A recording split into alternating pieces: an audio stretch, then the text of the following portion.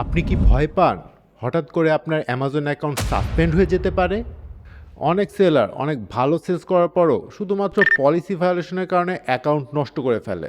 আজকের ভিডিওতে আমি এক্সপ্লেইন করব অ্যামাজন পলিসি ভায়োলেশন কি, এটা কেন এত ডেঞ্জারাস এবং কিভাবে স্মার্টলি পলিসি ফলো করে আপনার অ্যাকাউন্ট সেফ রাখবেন। প্রথমেই বলছি অ্যামাজন পলিসি ভায়োলেশন কি। পলিসি ভায়োলেশন মানে অ্যামাজনের রুলস এবং গাইডলাইন ব্রেক করা।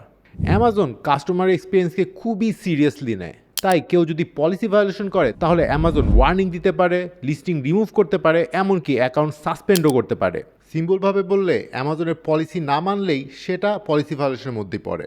এবার বলছি মোস্ট কমন পলিসি ভায়োলেশনগুলো কী। এক নাম্বারই আছে মিসলিডিং ইনফরমেশন। যদি প্রোডাক্টের ইমেজ, টাইটেল, ডেসক্রিপশন অ্যাকচুয়াল প্রোডাক্টের সাথে না ম্যাচ করে তাহলে কাস্টমার কমপ্লেন্ট এবং পলিসি ভায়োলেশন হওয়ার চান্স অনেক বেশি। Number 2, intellectual property complaint. Trademark, copyright বা ব্র্যান্ড মিস ইউজ করলে আইপি কমপ্লেন্ট আসতে পারে, আর এটা অ্যামাজন খুবই সিরিয়াসলি নেয়। নাম্বার 3, ফেক বা ইনসেন্টিভাইজ রিভিউস। কাস্টমারকে কোনো গিফট, ডিসকাউন্ট বা টাকার বিনিময়ে রিভিউ দিতে বললে সেটা কিন্তু পলিসি ভায়োলেশনের মধ্যে পড়ে। নাম্বার 4, রেস্ট্রিক্টেড প্রোডাক্ট সেল করা। কিছু প্রোডাক্ট অ্যামাজন অ্যাপ্রুভাল ছাড়া সেল করতে দেয় না। এই ধরনের রেস্ট্রিক্টেড বা প্রহিবিটেড প্রোডাক্ট সেল করলে সিরিয়াস অ্যাকশন আসতে পারে। Number 5, variation abuse.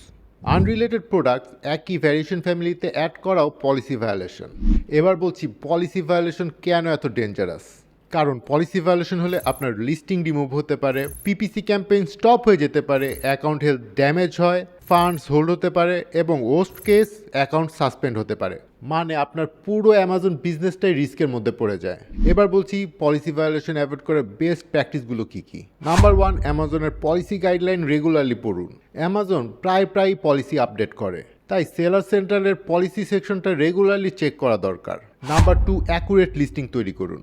আপনার প্রোডাক্ট যা সেটাই শো করুন। রিয়েল ইমেজ ব্যবহার করুন, অনেস্ট টাইটেল দিন এবং কারেক্ট স্পেসিফিকেশন দিন। নাম্বার 3, আনঅথরাইজড ব্র্যান্ড অ্যাভয়েড করুন। ব্র্যান্ড অথরাইজেশন ছাড়া ব্র্যান্ডেড প্রোডাক্ট সেল করবেন না। আর সবসময় ভ্যালিড ইনভয়েস আর সাপ্লাই ডকুমেন্ট সাথে রাখুন। নাম্বার 4, রিভিউ ম্যানিপুলেট করবেন না। অ্যামাজনের এআই ফেক রিভিউ ডিটেক্ট করতে পারে, সুতরাং সাবধান। নাম্বার 5, রেস্ট্রিক্টেড প্রোডাক্ট আগে ভ্যারিফাই করুন। সার্টেন ক্যাটাগরিজ বা প্রোডাক্ট সেল করার আগে অ্যামাজনের গাইডলাইন এবং অ্যাপ্রুভাল রিকোয়ারমেন্ট চেক করুন। এবার আসা যাক স্মার্ট সেলার স্ট্র্যাটেজিতে। টপ সেলাররা সাধারণত পলিসি আপডেট মনিটর করে, রেগুলার লিস্টিং অডিট করে, সাপ্লায়ার ভেরিফিকেশন মেনটেন করে অ্যান্ড সব ডকুমেন্টস অর্গানাইজড রাখে। এই হ্যাবিটগুলো অ্যাকাউন্ট লং টার্মে সেফ রাখতে অনেক হেল্প করে। আর সেলাররা সাধারণত এই ভুলগুলো করে, যেমন কপি পেস্ট লিস্টিং ব্যবহার করা, র্যান্ডম সাপ্লায়ার থেকে প্রোডাক্ট নেওয়া, ফেক ইনভয়েস ব্যবহার করা অ্যান্ড পলিসি ওয়ার্নিং ইগনোর করা। এই মিস্টেকগুলো শেষ পর্যন্ত অ্যাকাউন্ট সাসপেনশনের দিকে এগিয়ে নিয়ে যায়। তাই অ্যামাজনের লং টার্ম সাকসেস চাইলে শুধু সেলসের উপর ফোকাস করলেই হবে না, পলিসি কমপ্লায়েন্স মেনটেন করাও ইকুয়ালি ইম্পর্টেন্ট। কারণ সেফ অ্যাকাউন্ট মানেই স্টেবল বিজনেস। ভিডিওটা হেল্পফুল লাগলে অবশ্যই লাইক, কমেন্ট এবং সাবস্ক্রাইব করবেন। Thanks for watching.